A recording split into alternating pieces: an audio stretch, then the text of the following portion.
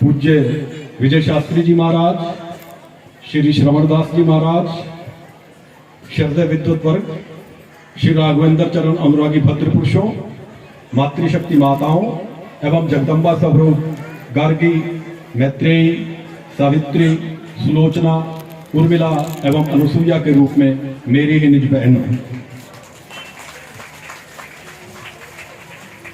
आप बहुत ही भाग्यशाली हैं कि इतनी शीत में, इतनी ठंड में इस खुले प्रांगण में बैठे हुए व्यास भगवान से श्रीमद् भागवत कथा का रसपान कर रहे हैं।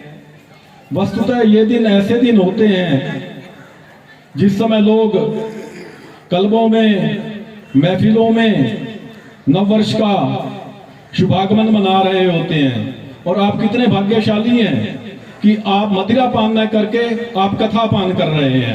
और इसका सारा श्रेय हमारे पूज्य श्रवणदास जी महाराज को जाता है कि ये प्रतिवर्ष कथा का ऐसा समय निर्धारित करते हैं कि आप कुरीतियों से दूर होकर के और भगवत कथा में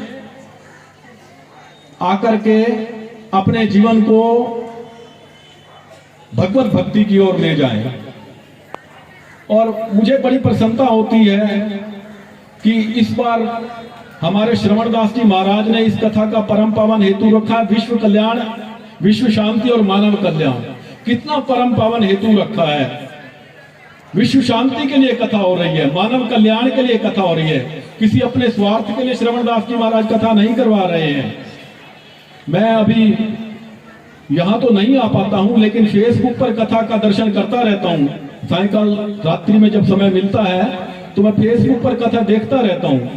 मैं कथा की कलश यात्रा का दर्शन कर रहा था, कलश शोभा यात्रा का दर्शन कर रहा था, और उस शोभा यात्रा में मैं देख रहा था कि भगवा ध्वज तो थे ही, लेकिन भगवा ध्वज से भी अधिक राष्ट्र ध्वज थे। हमारा तिरंगा झंडे फहरा रहे थे। और शायद मैंने अपने जीवन में बहुत सी कलश यात्राएं देखी है, लेकिन शायद ये पहली कलश यात्रा थी जिसमें देश का तिरंगा झंडा फहरा रहा था। एक नहीं, अनेक झंडे थे। मैं गिन रहा था, उसमें भगवे ध्वज तो कम थे और तिरंगे झंडे अधिक थे। फेसबुक पर मैं इसका दर्शन कर रहा था और मुझे बड़ी प्रसन्नता हुई।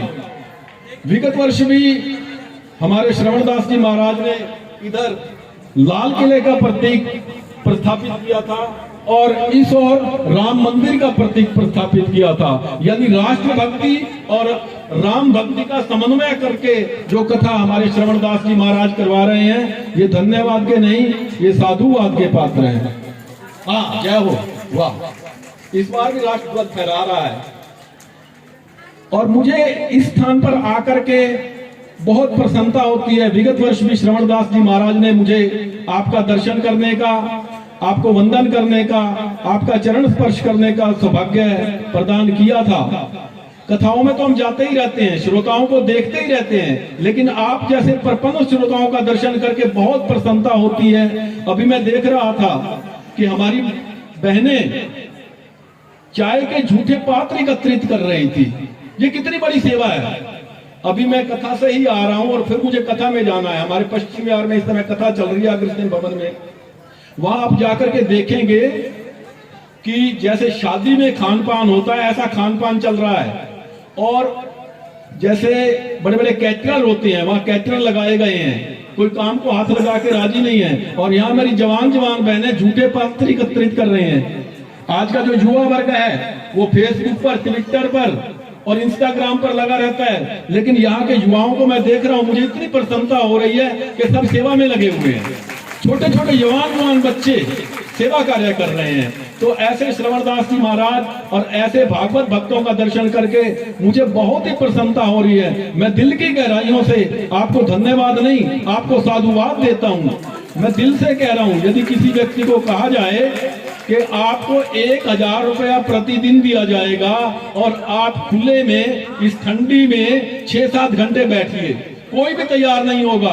और आप आकर के यहाँ धन भी दे रहे हैं, मन भी दे रहे हैं और तन भी दे रहे हैं, और 5-5, 6-6 घंटे लगातार इस ठंड में बैठ करके कथा श्रवण कर रहे हैं। आप वंदन के पात्र हैं, आपको कोटिशः नमन। और देखिए हमारे व्यास भगवान जी कितने सरल हैं। मैं इनको तब से जानता हूं जब छोटे से बच्चे थे, जब दिल्ली में आए थे, तब से देख रहा हूं। और इनके साथ में इसलिए जुड़ा हुआ हूं कि इनकी सरलता में कोई अंतर नहीं आया है। जब कथा करने के लिए प्रयासरत थे, मंच पर स्थापित होने के लिए श्रेष्ठ थे, इस समय तो ये इंटरनेशनल संत बनने जा रहे हैं भाई, राष्ट्र संत तो बन ही गए हैं। अभी थोड़े समय के बाद देखेंगे इंटरनेशनल संत बन जाएंगे, पूरे देश में घूम घूम करके कथाएं कर रहे हैं। लेकिन इनकी सरलता में कोई परिवर्तन नहीं आया, उतने ही सरल हैं। जब इनके सामने 5-10 श्रोता होते थे, आज 5-5 लाख श्रोता होते हैं, लेकिन इनकी सरलता वैसे की वैसी बनी हुई है। और ये व्यास भगवान के ये सुरों को सजाने वाले, ये भी व्यास भगवान के, सरस्वती के वरद पुत्र व्यास भगवान की कथा में 4 चांद लगाते हैं। इन्हें भी कोटिशः नमन, कोटिशः वंदन। आप सबको पुनः पुनः कोटिशः वंदन करता हूं। और व्यास भगवान को तो वंदन करता ही करता हूं, हमारे श्रवणदास जी महाराज को भी वंदन करता हूं कि मुझ पर कृपा करते हैं, मुझ पर अनुकंपा करते हैं, दूरभाष पर फोन करके बुलाते हैं कि आप भागवतों का दर्शन करूं, आपको वंदन करूं, आपको नमन करूं। बार बार आपको नमन करते हुए जय सिया राम। बहुत बहुत धन्यवाद पृथ्वी जी।